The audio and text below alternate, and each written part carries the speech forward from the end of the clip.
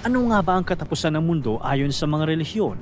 Sabi ng science, pwedeng may asteroid na biglang bumagsak o araw na sasabog at lalamon sa Earth. Baka unti-unting lumamig ang universe hanggang sa wala nang matira. Pero walang siguradong petsa. Walang kahit na anong warning. Kahit ang pinakamatalinong scientist, hindi alam ang eksaktong oras kung kailan ito mangyayari. Pero sa mga relihiyon, iba ang sinasabi. May sarili silang pananaw kung ano ang magiging wakas ng mundo. Mga pananaw na nakakakilabot, kadalasang misteryoso, masalimuot, detalyado at may kanya-kanyang senyales o palatandaan. Ano-ano ang mga ito at paano nagkakaiba ang end of the world ayon sa iba't ibang mga relihiyon? Tara, pag-usapan natin yan. End of the world, isang kaganapan na nakakakilabot dahil hindi lang ito nakamamatay, kundi katapusan na ng buong planeta at sangkatauhan. At pagkatapos, hindi mo na alam ang susunod na mangyayari, isang pangyayari na kahit sino man ay hindi mapaghahandaan. Ang mga relihiyon naman ang mga institusyon na may mga samut-saring paniniwala na galing sa kanilang banal na kasulatan, kagaya ng Biblia at Quran. Kaya ang mga deboto ay naghahanda sakaling mangyari ito sa pamamagitan ng kanilang pagsamba at pagsunod sa mga aral ng relihiyon. Nananalig sila na kahit matapos ang lahat, magiging handa pa rin sila sa sinasabing kabilang buhay. Ayon sa paniniwala ng Islam, may mga palatandaan muna bago ang nalalapit na katapusan.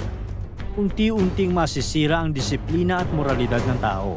Laganap ang kasinungalingan, wala nang hiya ang mga tao, at parang araw-araw may bagong problema at kaguluhan sa buong mundo.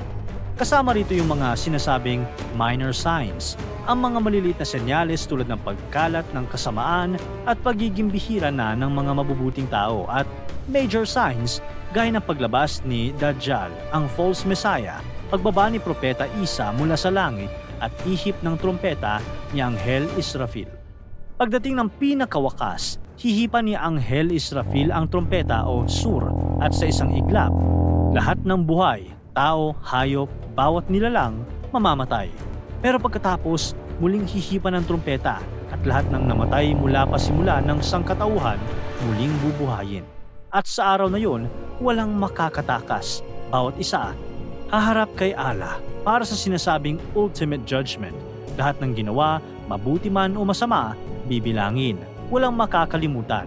Ang mga naging mabuti at sumunod kay Allah, direkta sa Jannah, isang lugar na puro kasiyahan at kapayapaan. Pero para sa mga namuhay sa kasamaan at kasinungalingan, sa Jahannam naman mapupunta, isang lugar ng matinding kaparusahan at pagsisisi sa mga kasalanan. Katulad ng sa Islam, ang pinaniniwalaan ng Buddhism sa end of the world ay hindi malaking dilubyo, kundi pagbagsak rin ng moralidad ng tao. May tinatawag ang Buddhism na Four Noble Truths. Ito ang core teachings ni Buddha. Una, may pagdurusa sa buhay. Pangalawa, may dahilan ng pagdurusa. Pangatlo, pwedeng mawala ang pagdurusa. At pang-apat, may landas para makawala rito, ang Eightfold Path o tamang pamumuhay. Pero sa paglipas ng panahon, ayon sa paniniwala ng mga Buddhists, darating ang yugto na halos wala nang natitirang kabutihan. Wala nang sumusunod sa mga aral ni Buddha hanggang sa tuluyan nang mawawala ang Dharma, ang katotohanan at tamang daan. Nagiging laganap ang karahasan at sama ng loob sa mga tao, nag-aaway, nananakit at wala ng respeto sa kapwa. Yung mga namumuno, inuuna na lang ang sarili nilang interes at madalas nasangkot sa korupsyon. Halos nagiging karaniwan na ang panlilinlang at panluloko sa lipunan na parang hindi na alam ng tao kung ano ang tama sa mali. Pero hindi ito permanente. Sabi sa propesiya ng Buddhism, sa panahong ito, darating si Maitreya, ang susunod na Buddha. Siya ang magbabalik ng tunay na aral, magtuturo ulit ng awa at talino at magiging liwanag para sa mundo na halos naligaw na sa sobrang dilim. Kaya sa Buddhism, ang katapusan ay hindi naman ang pinakakatapusan. Isa lang itong bahagi ng cycle ng samsara, ang paulit-ulit na ikot ng kapanganakan at muling pagkabuhay. Matapos ang isang katapusan, palaging may panibagong simula. Iba naman ang pinaniniwalaan ng mga Zoroastrian. Isa ito sa pinakamatandang relihiyon sa mundo. Para sa kanila, hindi bigla na lang matatapos ang lahat, kundi may mangyayaring matinding labanan mula sa pagitan ng kabutihan at kasamaan. Ayon sa turo nila, darating ang araw na maghaharap ang mga puwersa ng masama at ang mga kampi kay Ahura Mazda, ang pinakamakapangyarihan na tagapagligtas na Diyos. Sa huli, mananalo ang puwersa ng kabutihan at tuluyang mawawala ang kasamaan sa mundo. Pero hindi pa riyan nagtatapos ang lahat. Ayon sa Zoroastrianism, mabubuhay muli ang lahat ng namatay, mabuti man o masama. Pagkatapos nito, magkakaroon ng Last Judgment o huling paghatol. Dito, lilitaw ang tinatawag nilang River of Molten Metal. Isa itong mainit at kumukulong ilog ng metal na dadaloy sa buong mundo. Ayon sa kanilang mga teksto, ito ay simbolo ng paglilinis. Para sa mga mabubuting tao, mararamdaman ito na parang dumaan lang sila sa maligamgam na gatas. Wala silang mararamdaman na kahit anong sakit. Pero para sa mga masasama, mararamdaman nila ang hapdi ng apoy habang nililinis ang kanilang mga kasalanan. Sa dulo ng prosesong ito, mawawala na ang lahat ng kasamaan, magiging malinis at ganap na mabuti na ang lahat ng tao. Saka pa lang sila titira sa isang bagong mundo na walang kasalanan, walang kamatayan at puno ng kabutihan. Sa paniniwalang Zoroastrian, may hangganan ng kasamaan at may pag-asa para sa lahat na gumaling at mapatawad. Para sa Judaism, ang katapusan ng mundo ay hindi tungkol sa biglang pagkawasak o tuluyang pagguho ng lahat. Ang pananaw nila ay mas nakafocus sa bagong simula para sa mundo, hindi isang wakas. Ayon sa tradisyon ng mga Hudyo, darating ang tinatawag na Messiah o Moshiach, isang leader na magdadala ng hustisya at kapayapaan.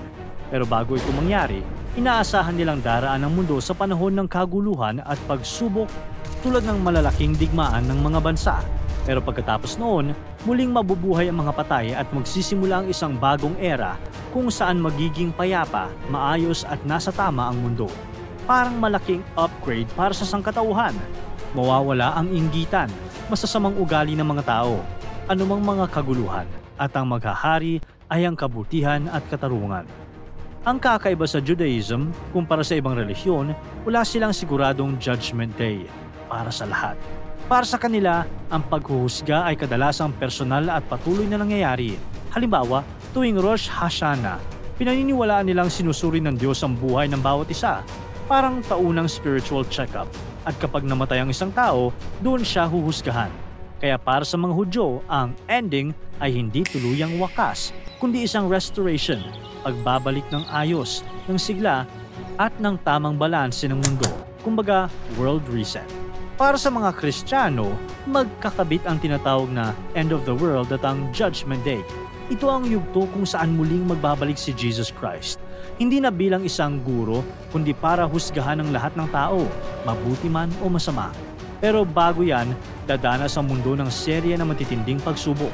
Malalakas na sakuna gaya ng mga kalamidad tulad ng sunog, baha, lindol. Magkakaroon ng malalaking digmaan, panlilinlang at kaguluhan sa pagitan ng mga tao at mga bansa. Ang lahat ng matitinding pagsubok at kaguluhang ito ay tinatawag na Great Tribulation. Isang panahon ng napakatinding paghihirap at kalituhan sa buong mundo bago ang pagbabalik ni Jesus. Sa panahong ito, mamamayani ang kasamaan sa mundo sa pamumuno ng tinatawag na Antichrist, isang makapangyarihang leader na magtutulak sa marami na lumayo sa Diyos at gumawa ng mali. Gayunpaman, sa kabila ng mga kaguluhan at pagsubok, patuloy ang panawagan ng Diyos para magbalik loob at maghanda ang tao sa pagbabalik ni Jesus. Gagawin niya ito sa pamamagitan ng mga tao na magiging instrumento upang magpalaganap ng paalala, aral at babala, gaya ng mga guro, pastor at mga simpleng nananampalataya, upang ipaalala sa lahat ang kahalagahan ng pagbabalik loob at pananalig. Sa huli, babalik si Jesus mula sa langit, nakikitang bababa sa ulap upang tapusin ang lahat ng kasamaan at simula ng final judgment. Sa araw ng paghuhukom, ang mga patay ay muling bubuhayin at ang mga buhay naman ay babaguhin ng anyo, parehong magkakaroon ng katawan na hindi na nasasaktan, namamatay o nagkakasala, upang sabay-sabay silang humarap sa Diyos para sa hatol.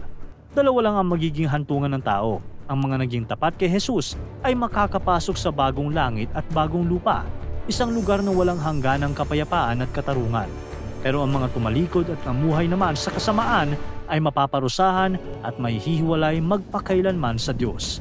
Ang pagdating ng New Heaven and New Earth ay nagsasabing tuluyan ng magwawakas ang lumang mundo, kung saan lahat ng kasamaan, kasalanan at pagdurusa ay matatapos dahil babaguhin ng Diyos ang lahat. Hindi ito literal na pagsabog ng mundo, kundi isang bagong simula na siya lang ang makakagawa sa araw ng paghuhukom. Dito pagpapasyahan ng Diyos ang tadhana ng bawat isa, kaya para sa mga Kristiyano, mahalagang maghanda habang may panahon pa. Sa science, ang katapusan ay dulot ng mga natural na pangyayaring lampas sa ating kontrol, pero kapansin-pansin na sa kabila ng pagkakaiba-iba ng relihiyon, iisa ang babala, ang kasamaan, ang unti-unting sisira sa mundo. Maaaring iba-iba ang ating pinaniniwalaan, maaaring mas naniniwala ka sa science o mas tumataya ka sa pananampalataya. Wala pang tiyak na sagot kung kailan o paano mangyayari ang katapusan. Pero isang bagay ang malinaw, habang hindi pa dumarating ang araw na yon, may pagkakataon ka pa para piliin kung paano mo haharapin ang buhay sa mundong puno ng tanong at walang kasiguraduhan. Para tuloy-tuloy ang saya at kwentuhan, huwag kalimutan mag-subscribe sa Bubbly YouTube channel at pindutin ang notification bell